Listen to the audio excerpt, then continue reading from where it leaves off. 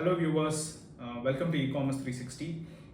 In today's video, we're going to look at traditional marketing versus digital marketing. We all would have come across these two terms, traditional and digital, and we all also to an extent would be aware of what is a traditional marketing method and what is a digital marketing method. So we're going to look at that in the upcoming video. For talking about the channels in terms for the traditional marketing and the digital marketing, starting with traditional marketing, the channels that we usually comes under the traditional marketing are say your TV, radio, newspaper, magazines, flyers, or the hoardings that you generally see outside. These are the traditional marketing channels. And when it comes to digital marketing channels, it would be the websites, social media accounts, the Google accounts, or the Google search that we use on a regular basis, the emails. Also, all these would usually, and probably, yes, of course, the WhatsApp channels these days, all these are usually considered as the digital marketing channels. Coming to the reach and the targeting of these channels, in terms of traditional marketing channels, the TV, let it be the TV, the radio, or the newspaper, or the others that we just discussed, they usually have a very high reach to the customer. But in terms of accuracy, they're very low.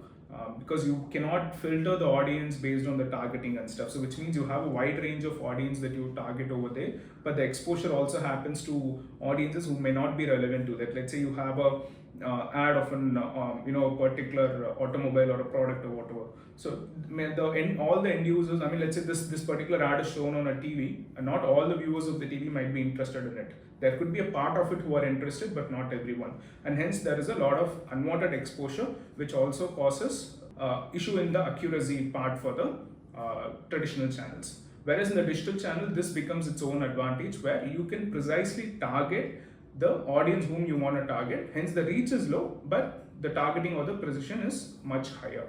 Coming to the cost factor, when you want to advertise on a traditional channel, so usually the cost is always quite high because of the initial investment that you need to do for it.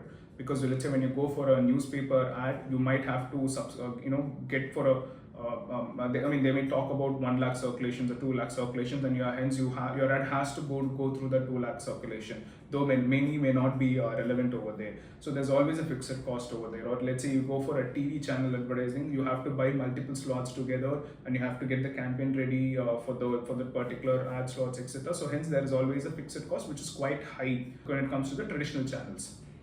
Coming to the digital channel, this is usually quite low, because if I want to launch a campaign for my product or service, I can easily do it at a very lower cost, because the per day limit of Facebook or Instagram or even Google is in a few hundreds. So probably I could even decide 200 budget per day for my campaign and kickstart something so that I can test the market, which is not possible in the traditional medium. Coming to the interaction, the traditional medium, though it's a mass medium, it reaches a lot of people, the interaction and engagement is quite low because it's a one-way communication. So let's say I see an ad hoarding outside, or see an ad on a TV, understand the ad, or I might like the ad or the product, but I may not be able to take an action immediately.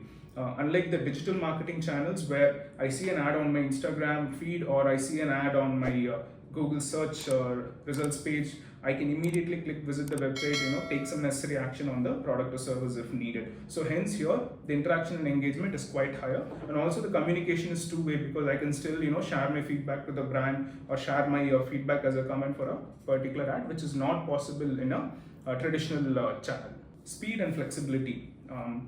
Usually the traditional marketing channels, they are a little slow to the market, because let's say if I want to advertise a product or a service on a traditional channel, then I might have to go through this extensive process of creating the campaign, getting it adhered to the publisher standards, or approaching the publisher, negotiating a cost with them, and choosing the perfect slots for my ad to appear. So this is generally a tedious process, and it takes time to hit the market. Compared to the digital marketing channel, where there's no publisher, actual publisher in place, because the digital marketer itself has the rights for the publisher. He has an account through which on the client's account through which he can actually publish it. So hence the creation of campaign and then the time taken to publish it is actually quite short, which means the go-to market is much faster.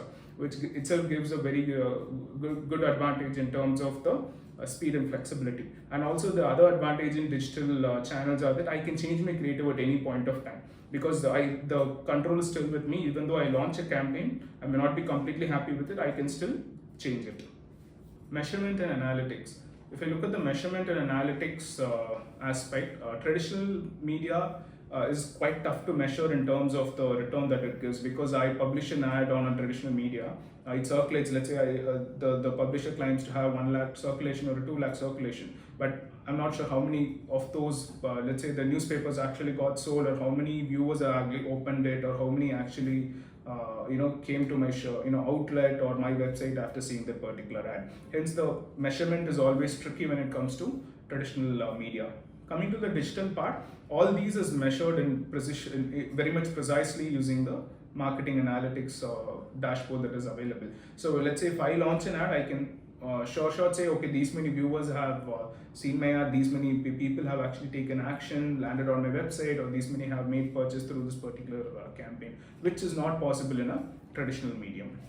Coming to the global reach or the local reach area, so let's say if I wanted to showcase my product on a global level, then definitely traditional media is not a channel which I could rely much, because of the if I try a traditional media for a very large area or a multiple regions, that's going to be very expensive because of the additional exposures or the unwanted exposures that we are going to get. Hence, this is not a reliable channel for a global approach.